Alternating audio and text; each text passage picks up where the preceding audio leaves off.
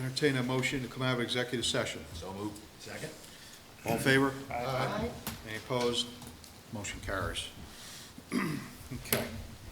All right, so we went back, we did discuss some of the issues. Again, the parking being, one of the bigger concerns right now. And again, we discussed earlier, the number that the code says, it's basically a fixed number, it's just 30. And the board's willing to do a 33% increase and add an additional 10%, or additional 10 spots. The 129% that's being proposed, they felt is far excessive.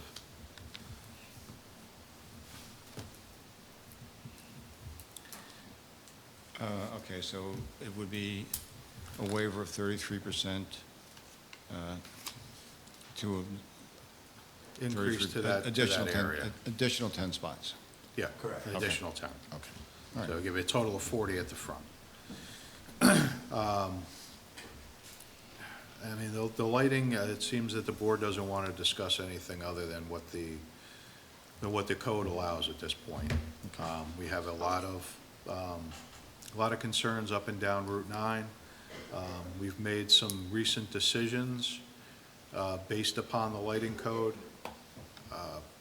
People have, gone and changed their lighting to lighting levels that are, that are the equivalent or higher than the numbers that are being proposed. So the board has a visual on what's actually, what it will look like with a higher lighting level. And they don't feel like discussing the lighting at this point in time. Okay. All right. Would it be all right if we enumerated where we thought we did make certain concessions with respect to lighting along the way? Mr. Mercier was to address that? I mean, I think everybody's kind of like, just wants to stay with, with what the code, what the code requires. I mean, provide provide the compliant lighting plan, Okay. and then we can go from there. But I think everybody wants to stay within the lighting code due to the fact of the other issues that are outside. Because now we're taking a new lighting code, and then we're already, not even a full year into it, and, we're already looking to change it, And the reasons, I get the reasons, but it's not you're trying to bring the indoor space to the outdoors. And that's, going to far exceed it, and there's not enough controls to keep that light on the property. So that's how the board feels with that issue.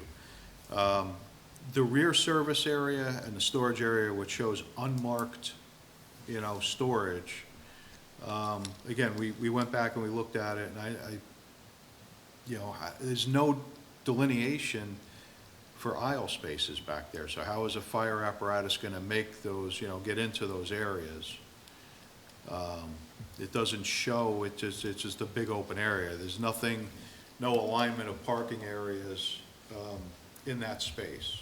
So, and I get the fact that there's going to be stacked parking because, again, it's a controlled area.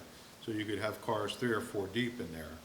But to maintain that area, how are we going to maintain, how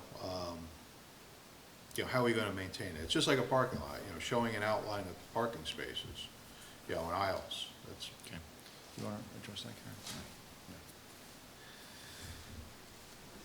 Would it be acceptable with the board to address the concern with maintaining access for fire truck? Again, to restate, we did submit the fire truck turn that works and designated a striped area where cars won't ever be parked. If we're to stripe on the pavement the actual drive lane for that truck route, would that be acceptable? Yes, right, Yeah, that would be acceptable. I also think it's a twofold thing too, because how do you hold to the number that you're saying in that back area for the number of cars as well?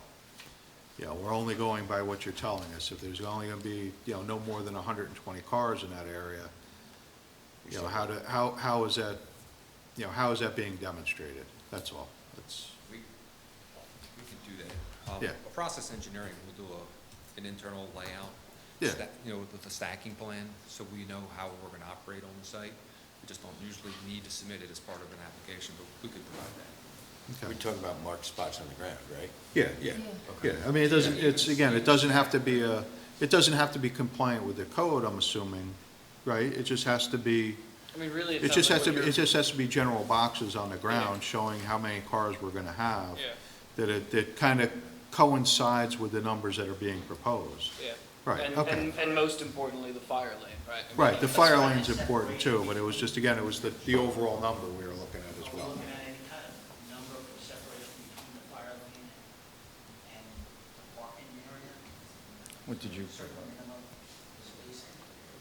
In the, You know, we talk about parking out the fire lane, but Right, would it but also aisle- make sense to have at least the last aisle next to the fire lane marked? right, well, I think they're marking, they did mark it on the plan. Yes, they we, did. we put- we set aside, it was like 24, 28 feet wide. We modified the full drive aisle for the fire lane to be 24 feet. Be 24 feet wide, That's yes. what's on the plan, Yeah. so, yeah. Okay. So, Okay, so, I mean, those are the three items I think that we need to get, okay. we kind of need to get that addressed. What about the So, car just carrier spot? To clarify, Well, those are on the plan. That Yeah, is- but can they be Is that striped? gonna be marked on the ground? Are the, So are it doesn't be, the, are it's the not car used as a carrier parking area? spaces striped as well with no parking you signs? want them straight? Yes, typically we would, but there's something different in that. Okay. I know you don't want to talk lighting, but just to clarify, we think there were two waivers that we requested. One was the Kelvin rating, and the second was the light pole height. And I think one of the places we wanted to go to have was discussion, because I think our professional, your professional may have a disagreement about other parameters of the code. So I just want to make sure that I think I mean, the lighting, the lighting issue, I think the last time we discussed this and, last time we discussed it was we were raising the lighting height in order to provide less poles, but you were gonna use more intense lighting. Well, so there's two waivers that they were requesting. They were Okay. requesting increased height poles, and they were increasing the color temperature. Yeah, I've identified that their professional has interpreted our code as saying that the maximum average foot candle level is 5 foot candles. But our code is written such that the maximum absolute foot candle level is 5 foot candles, not the average. okay. So for parking areas, we're looking for lighting levels between 1 and 5 foot candles. Hotspots of 5. Hotspots of 5. Correct. 5 Hotspots does of not 5, yeah. describe the averages for the lot, but the maximum for the hotspots.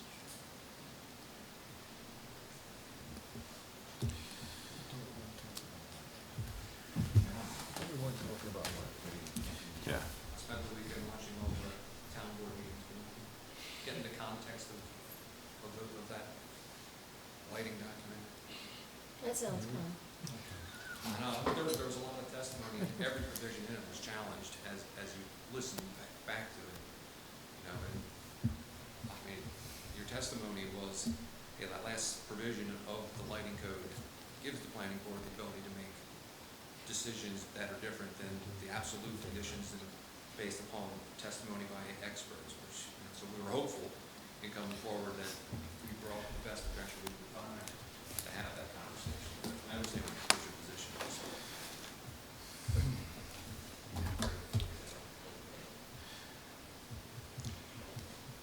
Well, what I would do is respectfully request that we set a date for public hearing and proceed as we should in terms of the application. We believe that we've made certain concessions, including in terms of lighting. Our expert is who he is, based upon what he understands as the national and international standards are. And that's my request.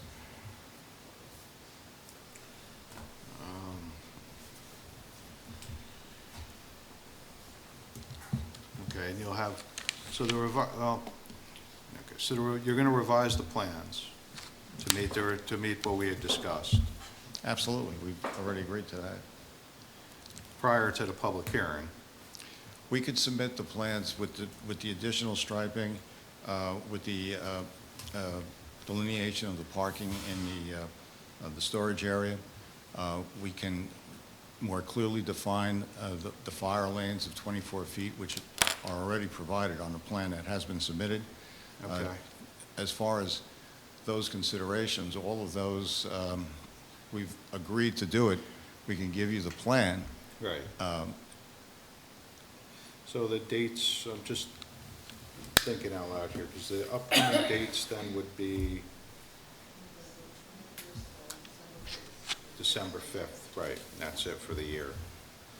And then we end up at the, Do we want to find a set of plans before? Are we we, send are that? they resubmitting? well, here's, something to look yeah, prior this, to the my, meeting? yeah, so my concern comes in is the, again, it's the, you know, getting complete sets of plans prior to, you know, putting it to the public prior to a public hearing.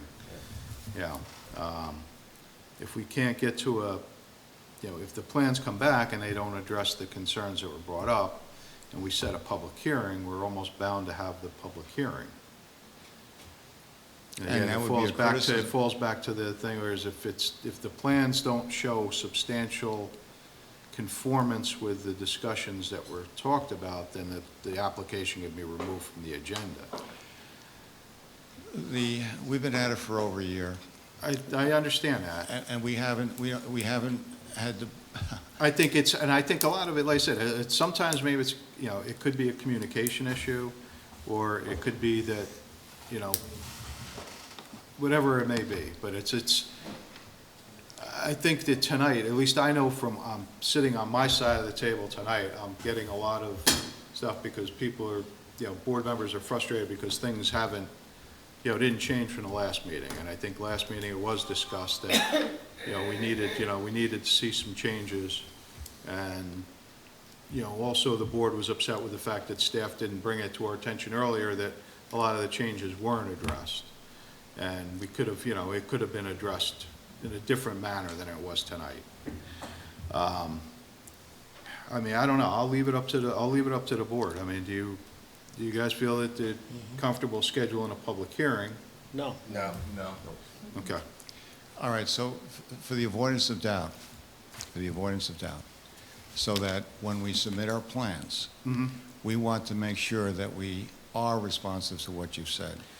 My understanding is, as far as the lighting is concerned, the lighting is what we are proposing. We understand you object to it, but based upon everything we have, based upon our knowledge, and our experts, who are experts, are telling us this is what is necessary. That's our plan. We would like to go to a public hearing with that. The record is complete in terms of the qualifications and the comments. That is something that we can't change. I'm sorry, respectfully, I'm just telling you, I can't change that. Insofar as the clearer delineation of the unmarked storage area, no problem. A clearer delineation of the fire lanes, no problem. We've already set it aside on plans that have been submitted. Any additional striping we can do. I just want to make sure that we don't submit plans and we're not being fully responsive. You failed to mention the 40 parking spots. That's something that I don't believe any of us are in a position tonight. He's got to go back to corporate and talk to them. The problem is that they're looking at their national standards. They know what it's going to be. I mean, and with all due respect, I understand what you're saying. It doesn't meet your code. But when you have 200 sites and you're not a car dealership, you understand your market, that's their data. So he's got to go back and talk to corporate about that.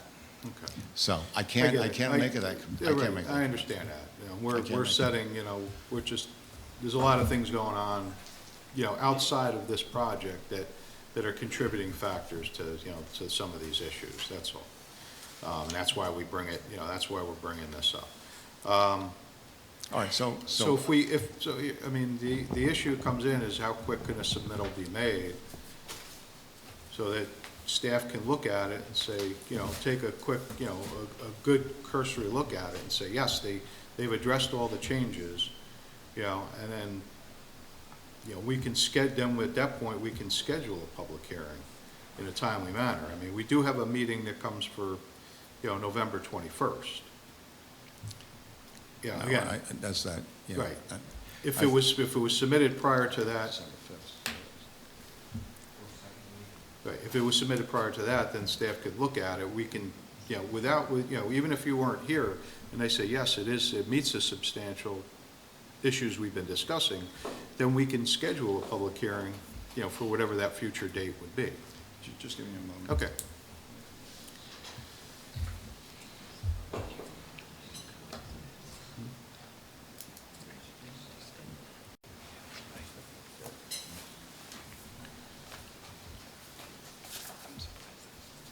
All right.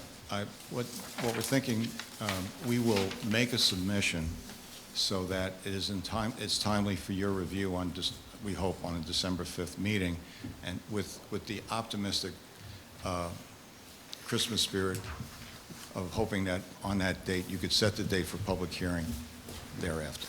Okay. Then it would be in January. I'm sorry? Then it would be in January. We don't have two Yes, meetings no, I in understand. Yes. December. Okay. I understand. It would be in January. So, Okay. one thing, Mr. Chairman, with respect to the lighting, it was my understanding that the board was looking for something that would be compliant. With respect to the color temperature, I don't think the lighting plan necessarily varies based on color temperature, but I think if the applicant could show a lighting plan that would have the number of poles that would be consistent with the pole height that's required by the code, I think that would be sufficient, correct? As long as the planning board is okay with them coming back with a lighting plan that shows similar foot candles of what they're proposing, because that's what they're talking about coming back with, a Right, lighting it's plan. coming back Well, I with a mean, they have a compliant- plan coming back right with a now, compliant- so right, the coming only back with thing a that would be compliant new. lighting plan. So if No, they it'd be- came, No, so, That's not what they're saying. They're saying that they're not gonna change the lighting plan, Right. unless I'm No, that's, you mistaken. said you wanted the public hearing with the lighting plan that you have currently. Yes, unless, See, I don't think you heard we that. can take it back. We can talk with our lighting consultant again, but, you know, we think we've done what we can do with respect to that. And I know you don't want to hear from him, but he's here. Is there anything else we can do? I mean, if you want to, I mean, you could, I mean, we did speak to you once. I mean, if you want to come up and speak, I mean, I'll give you 5 minutes if you want to discuss it. You know, you want to discuss it real quick and, you know, the differences, but I think that, you know, I think we're kind of in a, you know, so, I mean, basically, so before we start, so you're looking more or less for the pole height, correct? Looking for in terms of what we're looking to vary from the current lighting plan. So we're looking for pole height, and we're also looking for color temperature. We didn't get into the lighting discussion today, but we were gonna deal with that tonight. I believe there was a list of different items that were given at one of the previous meetings.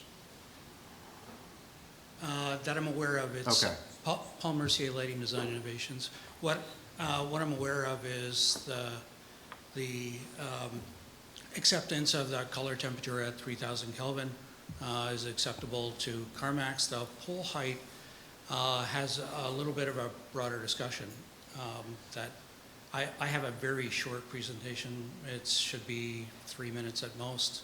Okay. If you're open to hearing it or listening to it, I would appreciate it. It's entirely up to this board. I'd be happy to tell you what our thoughts are and why. They are in support of the documents, they're not just repetition. Feel free to, You guys open to just hearing what he's got to say at this point? We're not making any decisions, we're just Right. listening to what they have to say. Okay. okay.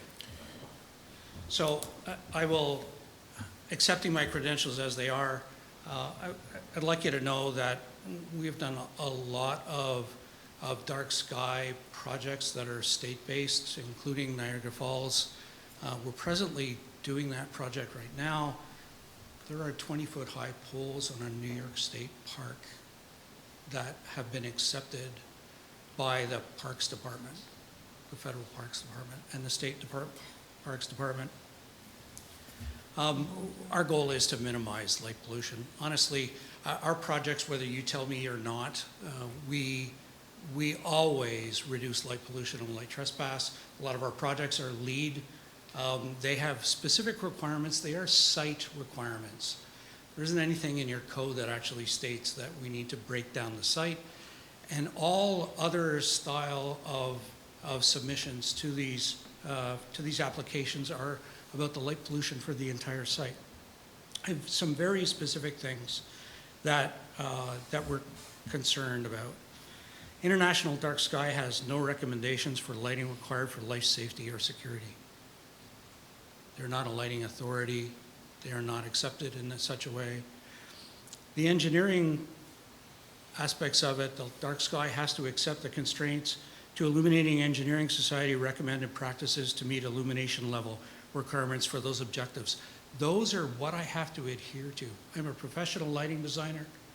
I hold a master's degree in illumination physics, and I've received Royal Astronomical Society awards for this type of application. Our biggest concern is the safety on the site. New York State code requires a minimum of 1 foot candle for egress off of any site, commercial site. That means that in order to be able to have a minimum of 1 foot candle, in all probability you exceed the 5 foot candle maximum that you refer to. Industry standard based on that is actually to have an average maximum of 5 foot candles. It is not a maximum foot candle. The other thing that I think is really important is illumination physics. You cannot see one data point. If you can tell me that you can look at a site and be able to point out where a 15-foot candle level mark is, I'd be surprised. The real issue is that we, in our visualization system, looks at an overall site and looks at an average. That's why the industry asks for that, and they don't ask for specific data points that are in it. It's an overall average. That's why we've assumed that to be the case. That's why we have presented the way we've presented.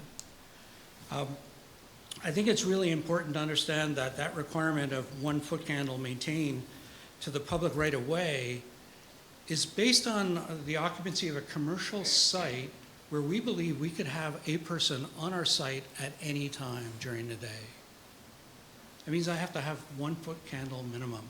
If you do the calculation for that, it's very straightforward. Lighting fixtures are manufactured in such a way that there's always a hotspot underneath it or close by.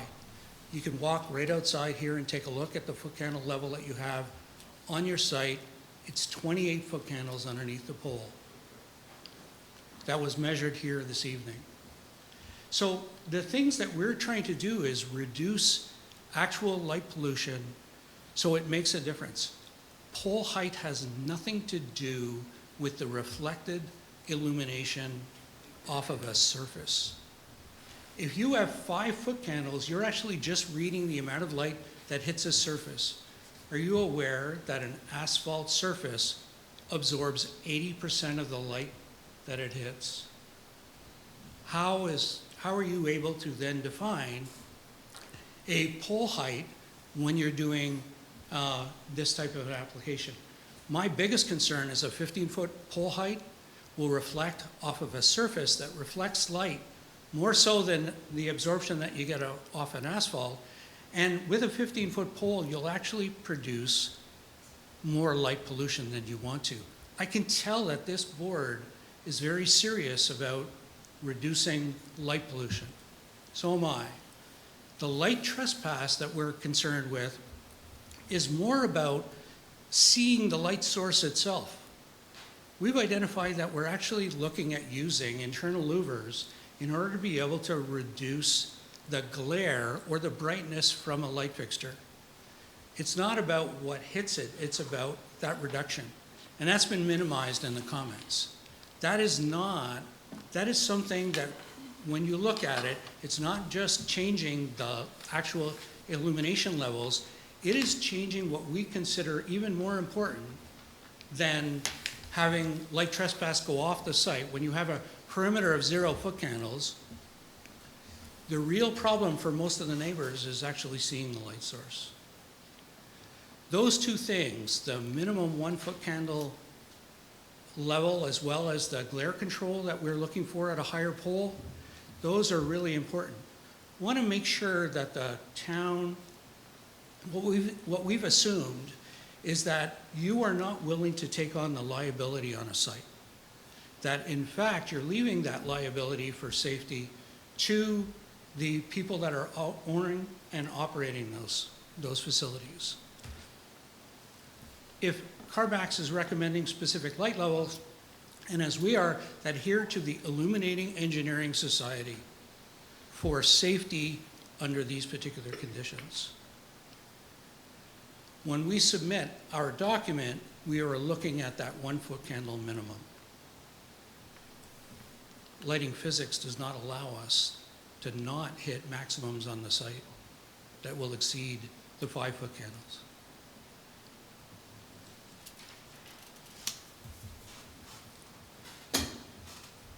All other CARMAX facilities, except for maybe one, have 3 times the light level that we've proposed on this project. A minimum of 3 times.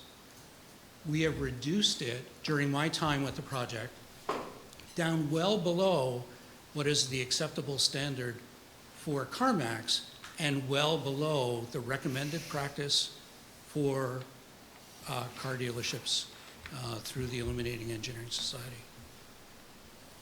We have, I believe, met your conditions of low light level, very little light trespass, and minimized light pollution. If you have any questions, I'd be glad to answer. What does that one have? Pardon? That one, you said all of them but one. One particular site? Yeah. I'm just curious, like, why is it, if all the other ones have that same, and then one does not, what do they have and why? I'm not sure. That's before my I'm time. just curious, because if it was their town board in that town, or, you know what I'm saying? Like, I'm just curious. No, I'm talking about, so I should clarify. What I'm referring to is the high light level that normal CARMAX would have, which my understanding is 30 to 35 foot candles. Right. Okay. On one of their other sites, my understanding is it's less than that, but comparable to what we're proposing for this project. Less than that because it wasn't needed, or less than that because the town didn't want it? I'm not sure. I was not involved in the project. So the average light level in that site was 1.94, but 50% of that site was undeveloped. Right now, we're going through a site, Brian's actually managing the project, we're developing the rest of the site, so that average is going to go up. But at the time of that initial application, it was at 1.94. And the current average is 3.3 on this. Well, I think what we're commenting on is, your direction is to make it 1 average on the site. So we're, in comparison to that, this is already twice that. But in the operating areas, we were closer to That's 6. Yeah, that's yeah. My question for you, with the use of additional lighting fixtures, not on poles, bollards, things like that, is there a way that if the board considered allowing an increased pole height with the glare protection that you're proposing, what is the hotspot maximum that you think you could bring the site down to using additional lights? And I understand that it's not quite as efficient, but. So it's actually, at this point in time, the problem is that you have to have a 1-foot candle minimum according to the state. Right? For egress from the building to the public right-of-way, the fire evacuation. Anywhere on our site can be occupied, and our interpretation of that, as well as previous interpretations by code enforcement officers, is that we need 1-foot candle on the site. So your goal is for all developed portions of the site, not including the open field where the foot candle is 0. Correct. That- As a minimum level, those are Developed areas. code enforcements that we have actually experienced ourselves in New York State. Mhm. That is not it is not an unusual recommendation from the code enforcement officer. As a matter of fact, we have had situations where they said if you don't meet it, you will not get an occupancy. I understand.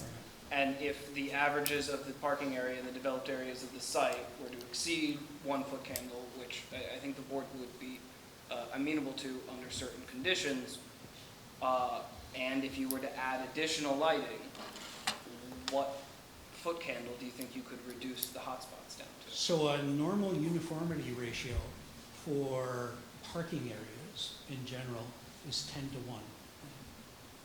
That's a normal uniformity ratio that's acceptable as one of the provisions of the IES recommended practices. Anything less than that is not acceptable. When you go to that kind of a uniformity level, the math is just really a 10-foot candle maximum, a 10-foot candle maximum. So in order to get 1 foot candle minimum, you're going to go beyond that, and you're going to be in the 10 to 15 foot candle range in order to get that 1 foot candle minimum. That's why we have such a safety concern on this project, and why we've submitted again with this type of a presentation to give you some background as to why you would expect in a commercial site, not a state park, that this is a requirement for safety for this facility. The Niagara Falls Park presently has 20-foot poles in order to be able to reduce the light pollution. We started out with 15-foot poles. We used twice as much energy. We had a higher light level and a higher energy calculation, and we went to the higher poles. We actually were able to reduce the energy and reduce the overall illumination and the reflected light off of the surface. If you are talking about light pollution, it is not the light fixture that causes it. It's actually the reflected light off of the surface. When you look at a dark sky picture and they show you an image from above, you are seeing brightness off of a surface. That's what you're seeing. You're not seeing foot candles at all. Has nothing to do with that. So when you're looking at it, when we look at it, is the further away that you get away, the less bright that is going to be, the less light that goes into the sky. So our proposal is based on industry standards. It is a combination of both your code, which is fairly new, as you've indicated, is a year old, and really life safety on the site, meeting state codes, and meeting recommended practices for illumination.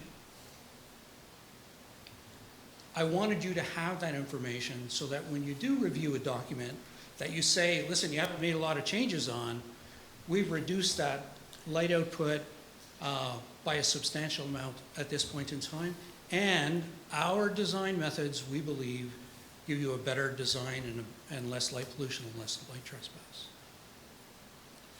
Any more questions? Do you have any questions? No. No? Okay. Thank you. All right, thank you. Okay.